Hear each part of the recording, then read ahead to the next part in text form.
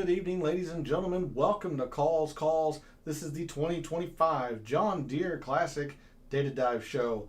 As usual, on a Monday evening, we're going to take our first look at the forecast for Silvis, Illinois, and the John Deere Classic this week. We're going to take a deep statistical look into historical trends around TPC Deere Run, figure out the players in the field this week who are best suited to perform well in those statistical categories. And of course, I'll end the show off with the research that I posted to social media. So we have a lot to cover. Let's get right into it. This evening and every evening, all statistics are provided by FantasyNational.com. It is the best golf analytic tool out there for your money. Go check out FantasyNational.com. You will not regret it. In the description of the video, there are links to all the social media. First off, my X and Instagram, where, as I just alluded to, I posted some research regarding previous champions of the John Deere Classic, some patterns that they all shared, and players in the field this week who also fit those patterns. So if you want to see the weekly research that I do on the PGA Tour, give me a follow at your preferred social media site. X is also where I place my weekly betting cards and top player usage in the DFS contests I play. That comes out every Wednesday after the DFS Tactics show. So if you want to see the players that I'm wagering and the guys I'm using most often in my lineups, go give me a follow over at X. Lastly, for social media, Gabe's handle is in the description. He writes a great article called The Fringe. I can't recommend it enough. And by subscribing to his article, you're going to get his deluxe version, which provides his projected ownerships, his value plays, and all that early on a Wednesday.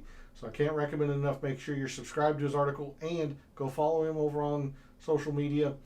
His handle's in the description because his social media page is where we write our detailed picks each week for the 2025 Picks Challenge. So if you want to see our reasoning behind our selections, that's always posted over on his social media page.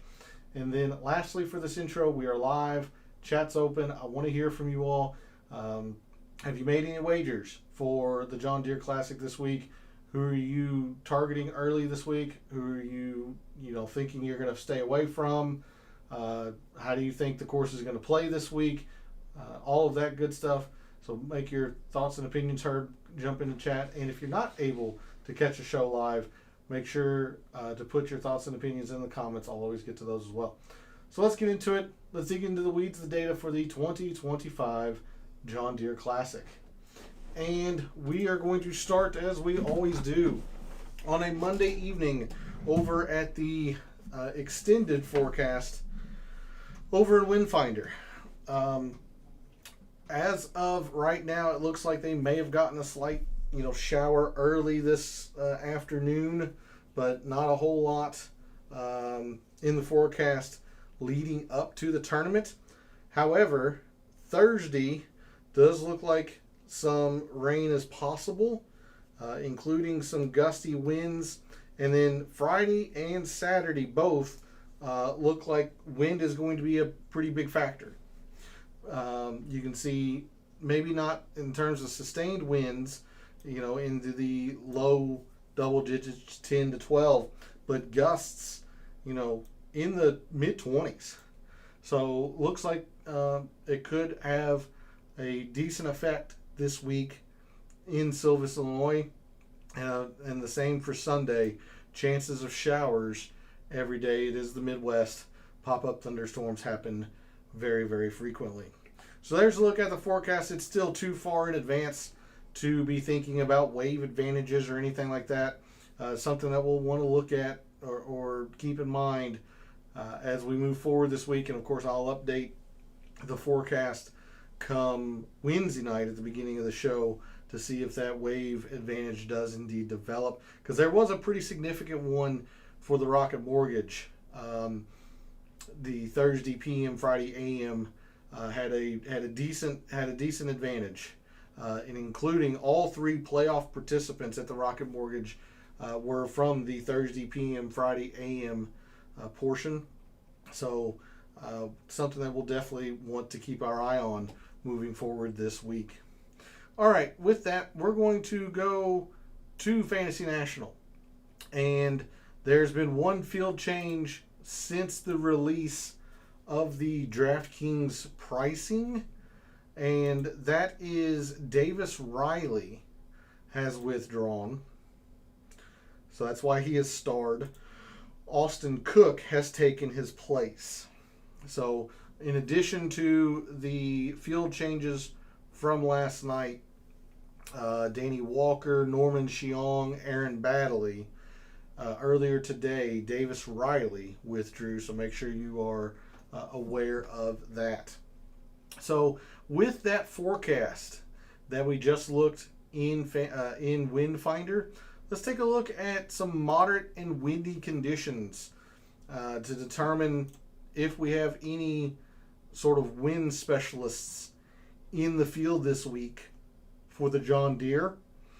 I'm actually going to go with all rounds here just to make sure we have enough to make it statistically significant.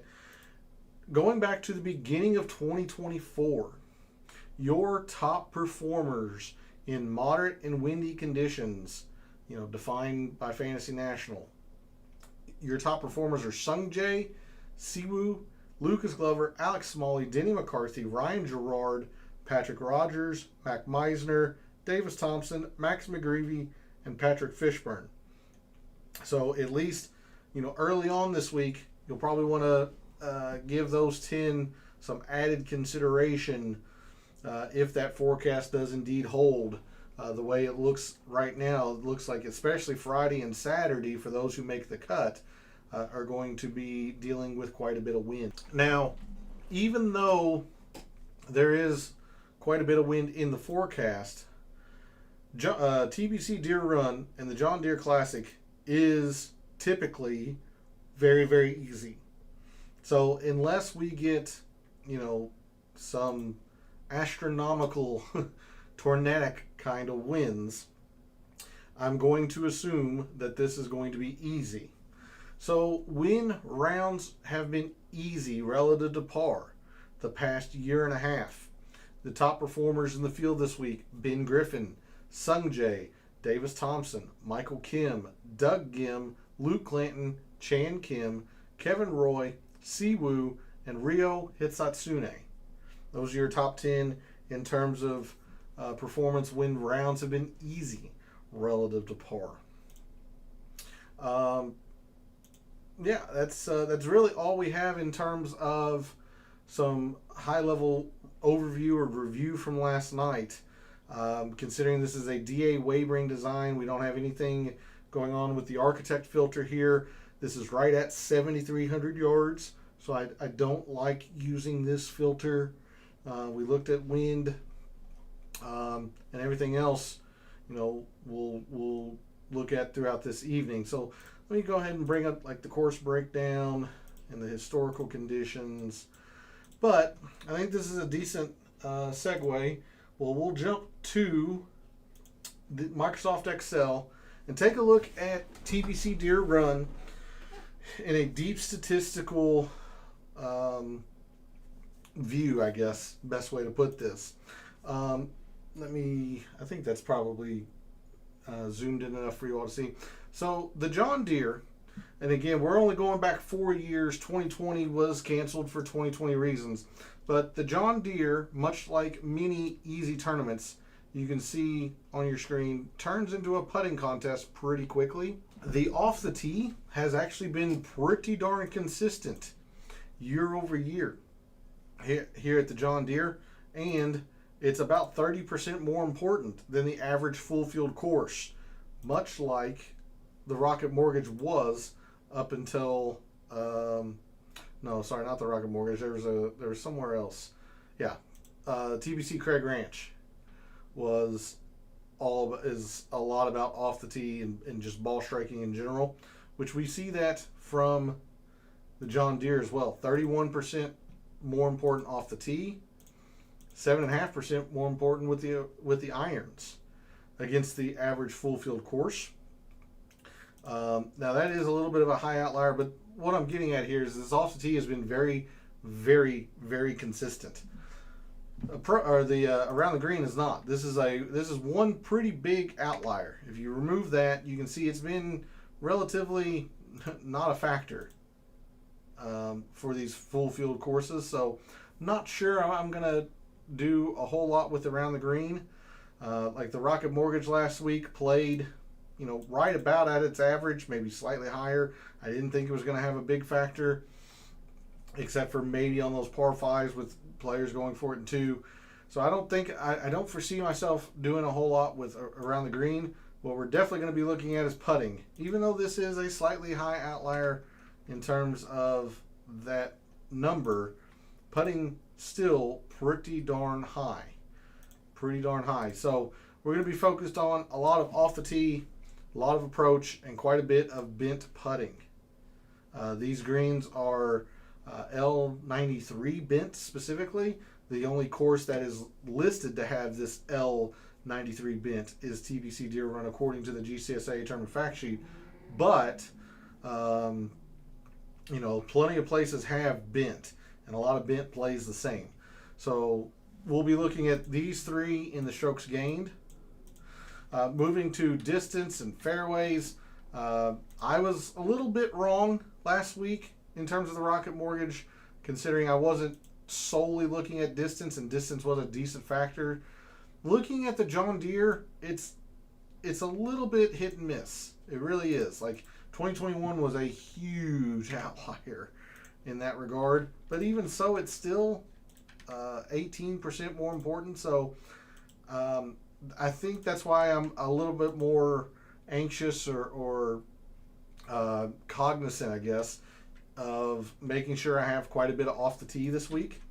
Don't know how I feel about the distance. I actually think it's going to be more so about the fairways, and I'll explain why towards the end of the show, what led to some of the research that I posted. But we are going to have quite a bit of off the tee. I think it's more so in the fairways, but I could be wrong with that. These greens are real easy to hit, so I don't know how much I want to focus on greens, even though they're quite a bit higher. Maybe we look at some good drives. I'm not entirely sure. I'm not terribly confident with much in this page view against just looking at off the tee in general. What I am confident in is we're going to look at scoring, and a lot of birdies are better. This place is easy. Guys are going to have to go low, much like they did last week. You see one more full shot more important than the bogey avoidance. Even though the bogey avoidance are still, higher than the full field course average, we're looking at birdies gained. I mean, you see, this is a huge outlier, but I still see this playing pretty easy. But even with this like astronomical outlier, we're still looking at 10% more important. So we're going to be looking at birdies are better. Then we get into the meat and potatoes of TPC Deere Run, looking at the course specifically. The par threes didn't show a whole lot on Fantasy National. However, this is a pretty low outlier. If we remove that, these par threes actually provide quite a bit. 24% or 23.5%. So I'm a little on the fence about what to do with the par threes. You see, there would be no specific length that we'd want to look at, because there's a good mix of par threes here at TPC Deere Run. It would be total par threes. So we might take a small look at all par threes or par three performance, considering they've played fairly importantly over the last 4 years. What is without debate is how important the par fours are here at TPC Deere Run. I mean, just humongous amounts of importance here. This is going to be like it's only 12% more important, but still, I mean, just big numbers here. 5.7, 4.7, all of it coming in these two ranges, which is quite interesting because there are a couple of par fours that measure to this length. We even have one par four measures over 500 yards here at TPC Deere Run, but majority are 400 to 500. So that's where we're going to spend most of our attention in the par fours. And then, no surprise, par fives. All three par fives fall to this length on the scorecard. Now, they do get shortened or lengthened depending on tees and pins, but 135 out of 173 is about 80 to 85%. So we're going to look at all entirely 550 to 600 par fives. And then finally, looking at proximity.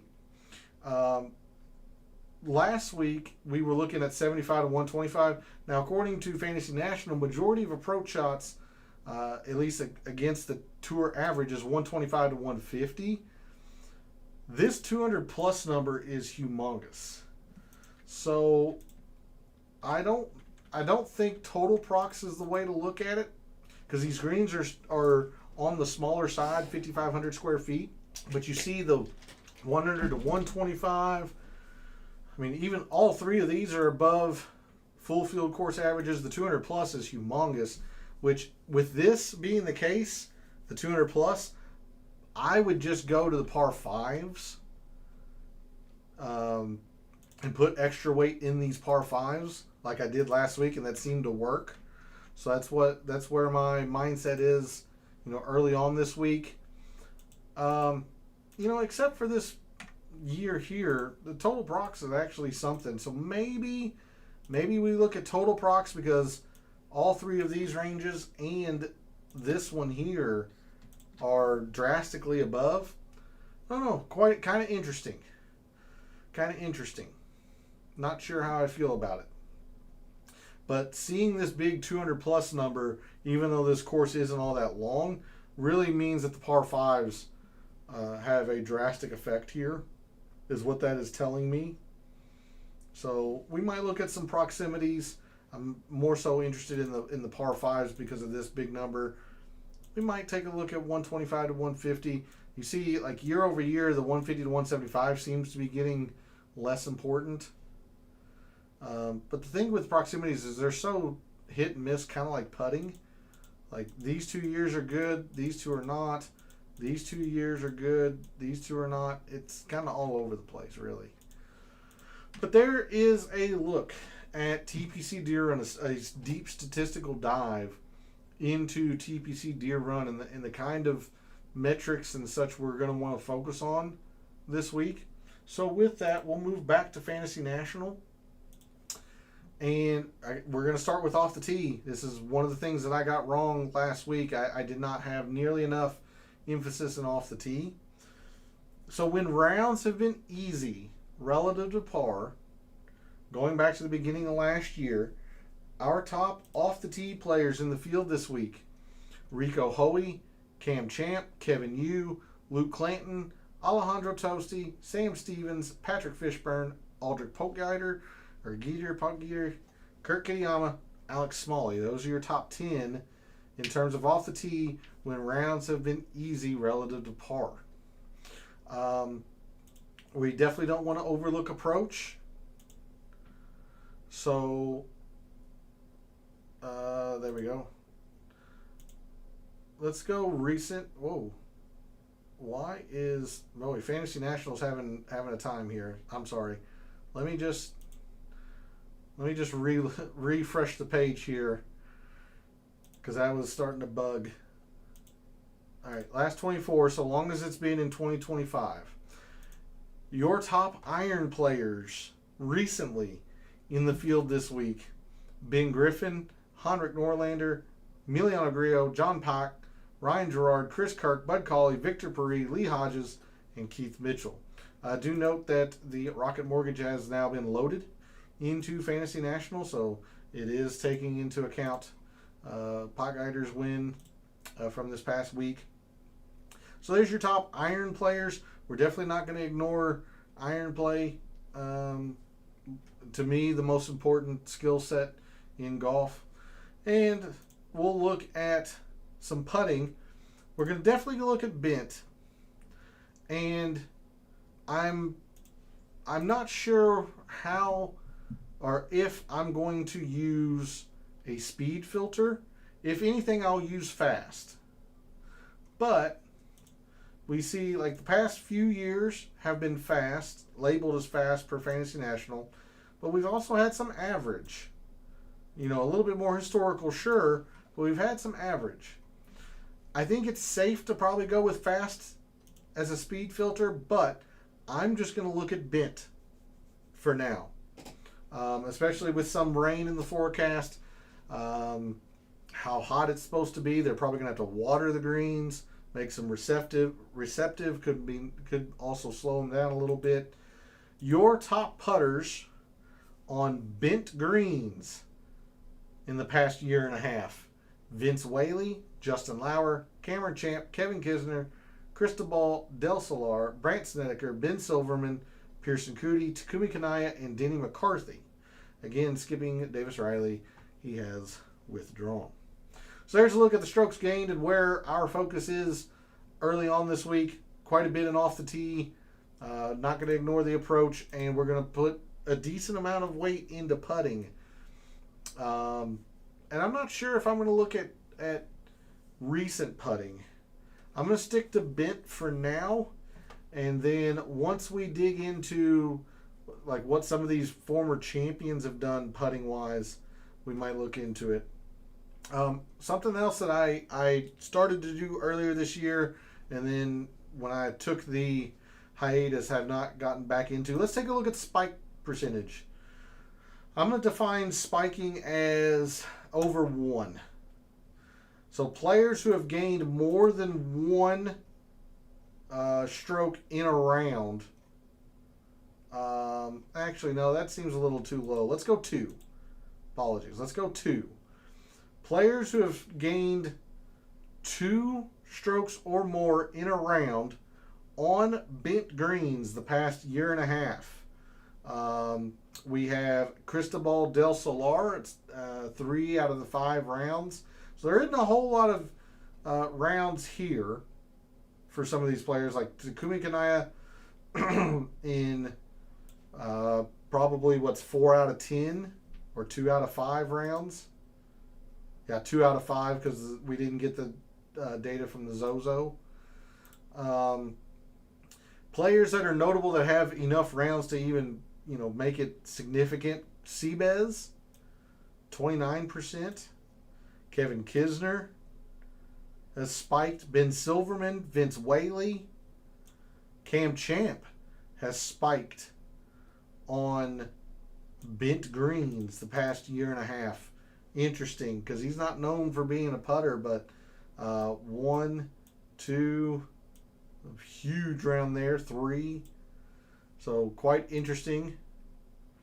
Some other names here: Sam Ryder, Campos, Valimaki, Martin Laird, Justin Lauer,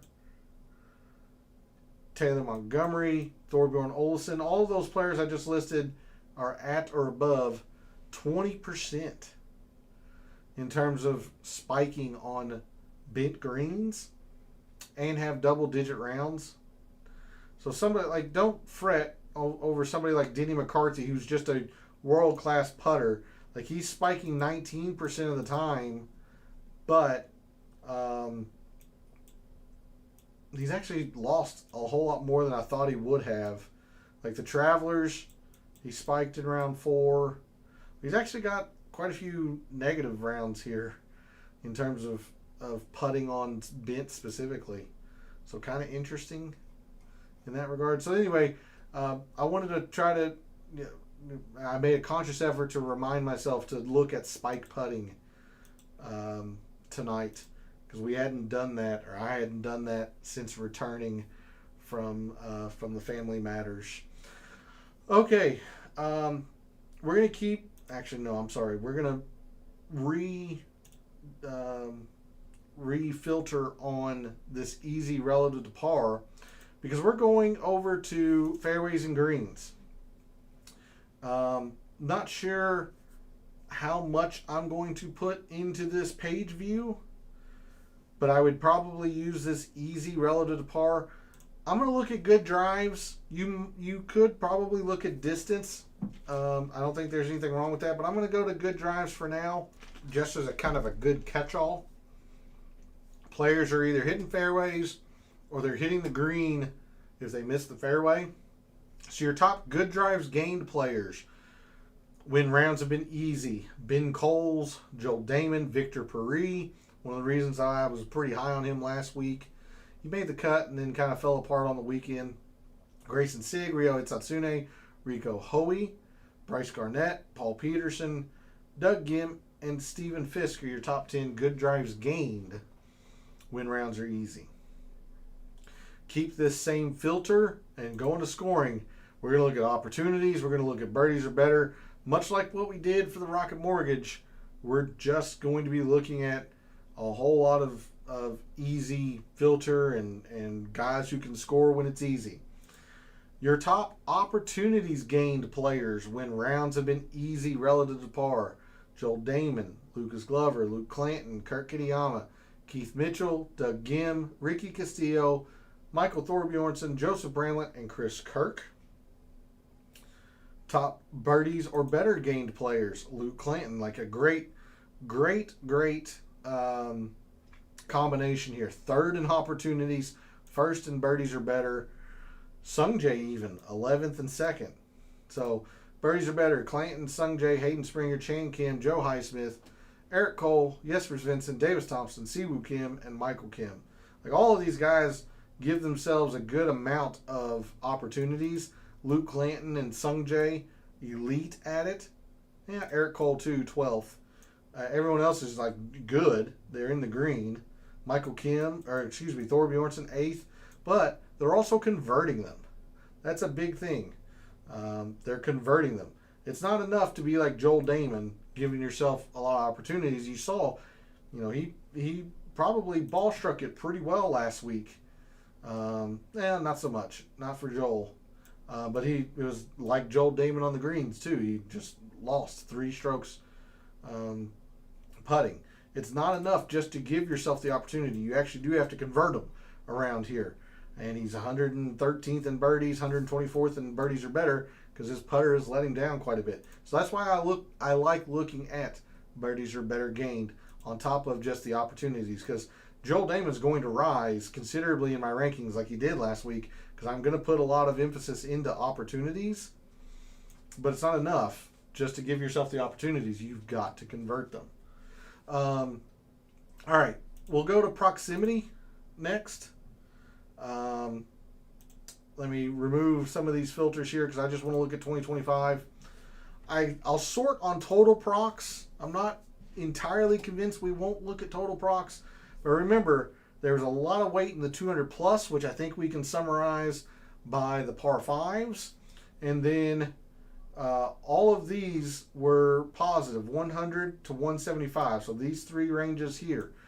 Now, according to Fantasy National, really the only range that's significantly above the PGA Tour average is this 125 to 150, but all of these ranges here, these 3 ranges here, I think I was right the first time.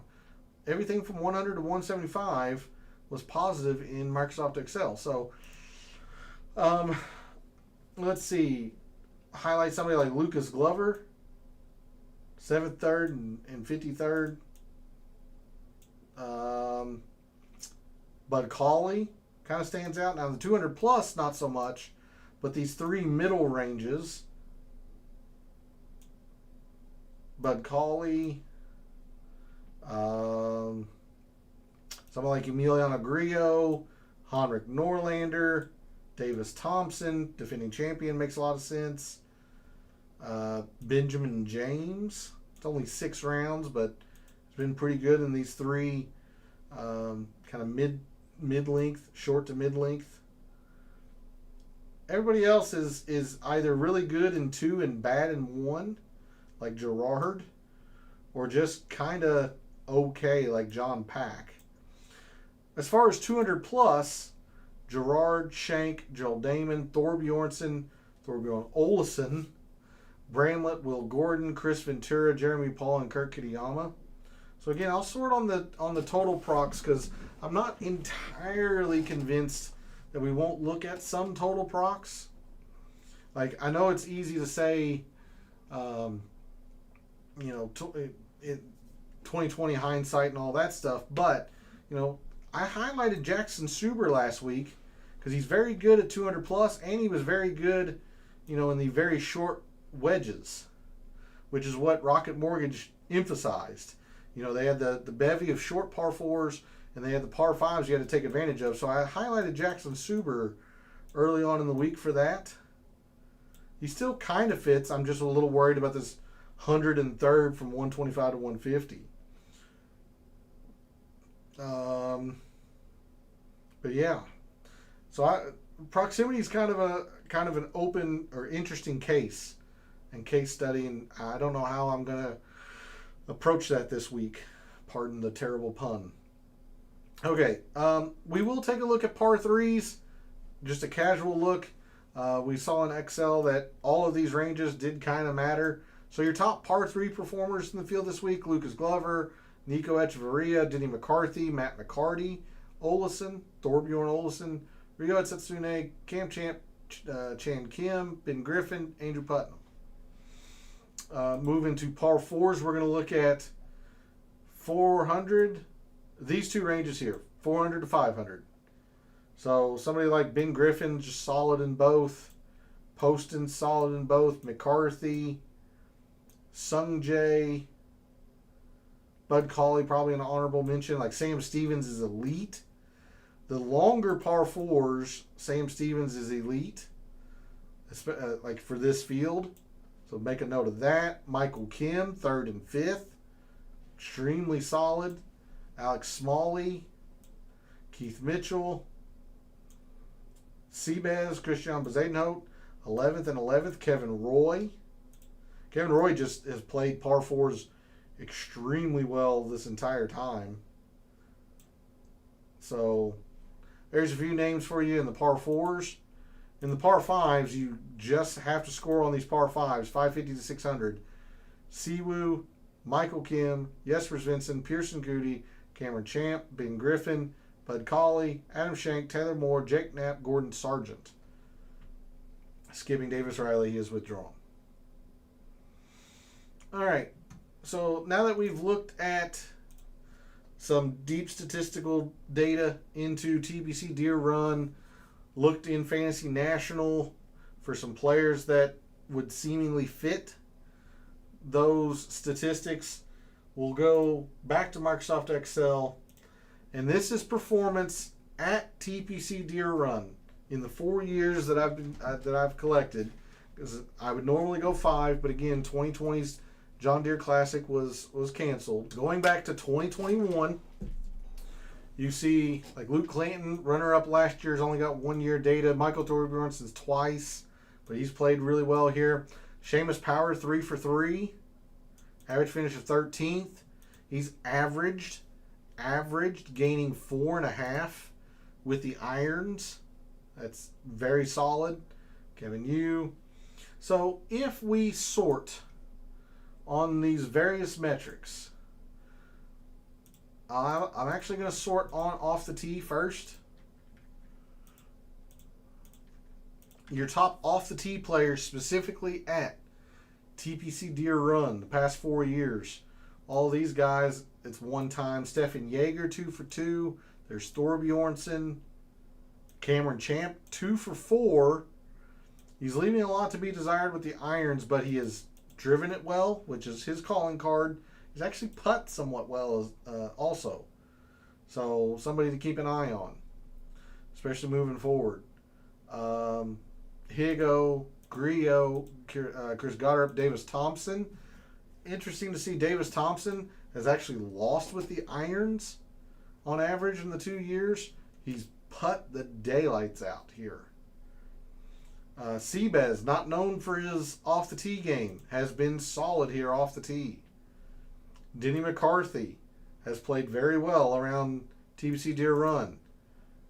Putting it well like you would expect, but he's actually been solid off the tee in his 4 years.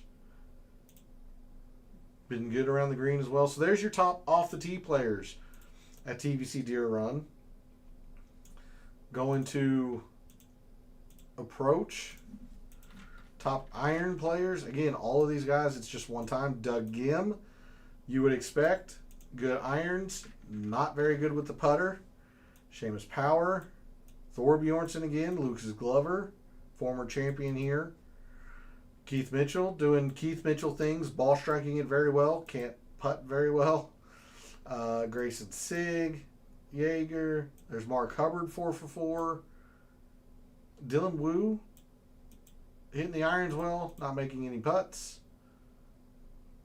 Any player highlighted in orange is an alternate as of now. But those guys have hit their irons fairly well. Don't want to overlook the putting. So your top putters past 4 years at TPC Deere Run. Falinaki, Ben Griffin only one time. There's last year's champion, Davis Thompson. Kevin Yu has also putt extremely well around TPC Deere Run. One of the reasons why I've been high on him lately is that the putter is hot.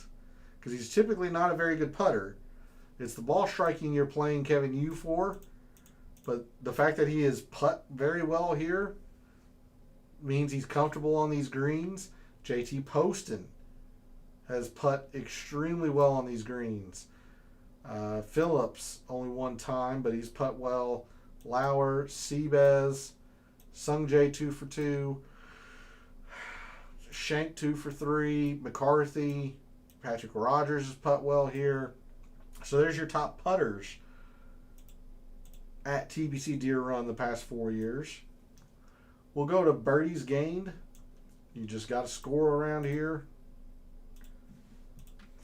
Your top birdies gained players. There's Davis Thompson, 28 under last year.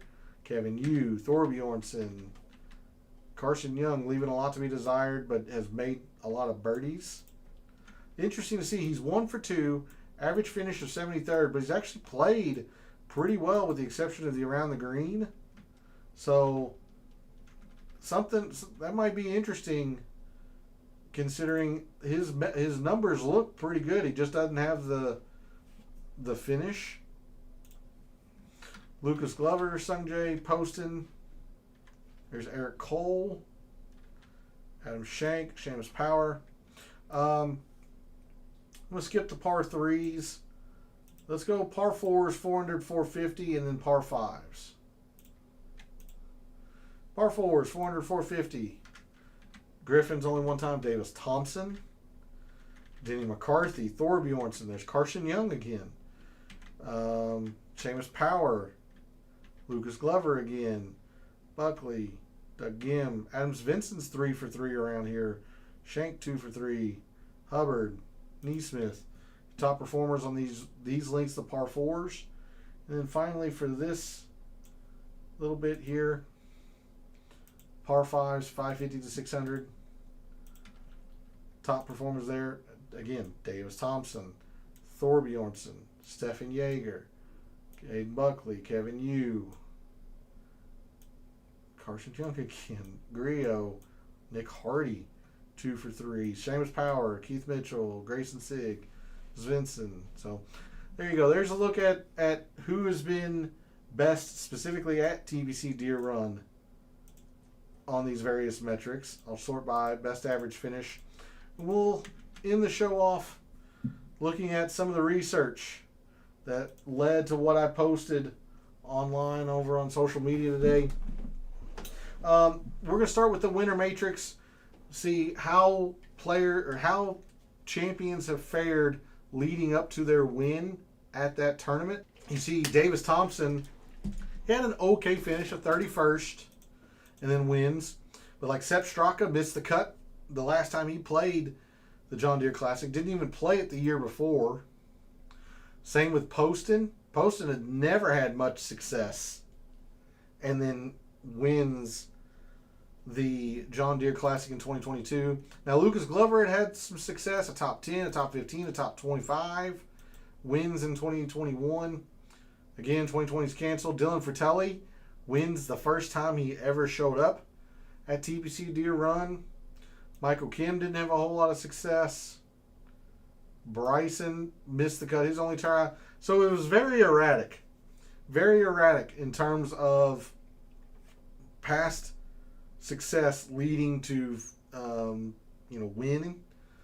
It wasn't very indicative. So didn't mention anything with the past performance. If we take a look at the most recent tournament, most recent form, most of these players had played okay. Like 2018, is that Michael Kim? It is. Michael Kim missed the cut at the Greenbrier, which is no longer, being played. But most of these other champions at least made the cut. Like 2015, is that Jordan? So Jordan wins the U.S. Open, then wins the John Deere as part of his magical 2015. But, guys at least were in somewhat kind of form, at least making cuts, these past champions. These things highlighted in green here, these are tournaments classified as easy.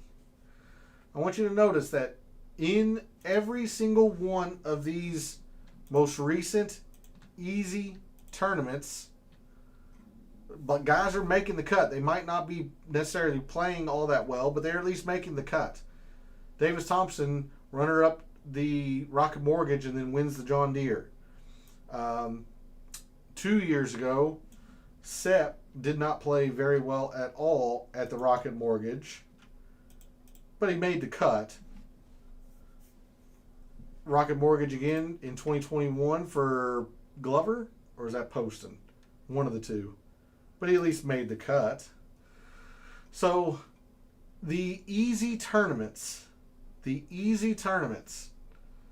particularly last week at the Rocket Mortgage, if the player played at the Rocket Mortgage last week, make sure they at least made the cut. They didn't have to have a strong finish like you see from Sepp, 64th at the Rocket Mortgage, and then wins the John Deere 2 years ago. But they at least made the cut. 41st in 2021. I think that's JT Poston. No, that's Glover. Okay. At least made the cut. So the Rocket Mortgage is one tournament.